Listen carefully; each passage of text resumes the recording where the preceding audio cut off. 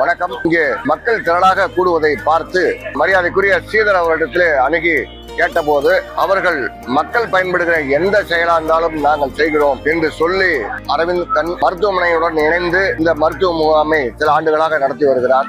அந்த வகையில இந்த கண் பரிசோதனை முகாம் இப்போது மிக சிறப்பாக நடைபெற்றுக் கொண்டு வருகிறது.